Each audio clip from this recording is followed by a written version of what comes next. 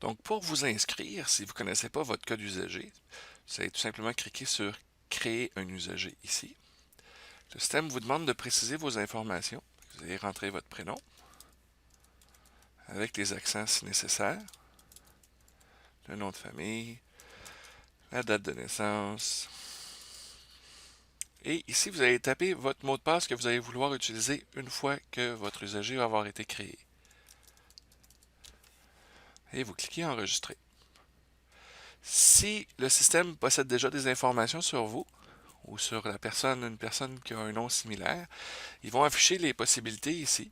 Si vous retrouvez la même adresse que vous, tout simplement venir remplir ici avec le numéro de la ligne, donc 1, et cliquez OK.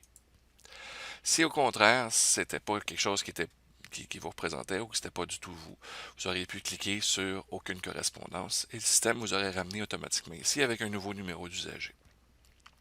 Fait que vous avez le numéro d'usager, vous pouvez le prendre en note pour la prochaine fois et le mot de passe que vous avez entré tout à l'heure vient de s'inscrire automatiquement ici en bas.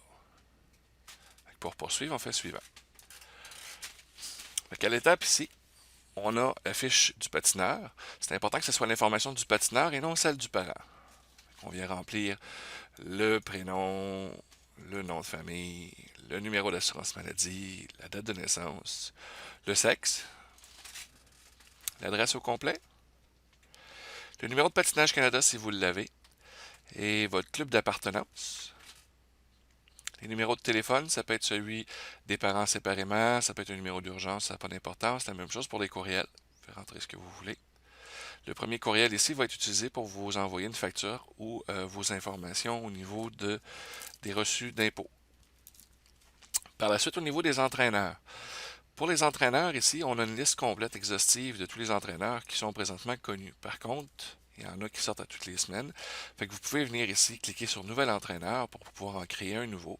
Vous suivrez les étapes qui sont relativement simples. Si vous n'avez pas d'entraîneur, votre enfant n'a pas commencé à être entraîné particulièrement, vous allez cliquer Aucun entraîneur, comme c'est présent ici. Et vous passez à l'étape suivante. Bon. À chaque fois qu'on passe d'un écran à l'autre, il est possible qu'il y ait une note qui apparaisse. Si c'est le cas, tout simplement le lire. Vous avez ici les différentes plages horaires qui sont présentement ouvertes, donc il reste de la place à l'intérieur.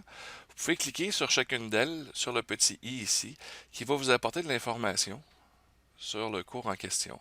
Donc le calendrier détaillé si jamais il y a lieu, le nombre de places totales qui étaient disponibles avec le nombre de places restantes si les inscriptions sont ouvertes, ainsi que son prix de base.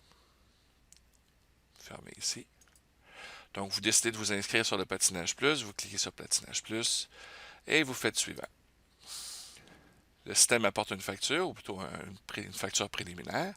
Vous décidez, vous vérifiez si effectivement c'est le bon montant, que ce soit le bon cours. Vous êtes trompé, c'est pas Patinage Plus, mais vous êtes inscrit au pré-Patinage Plus. Vous faites précédent.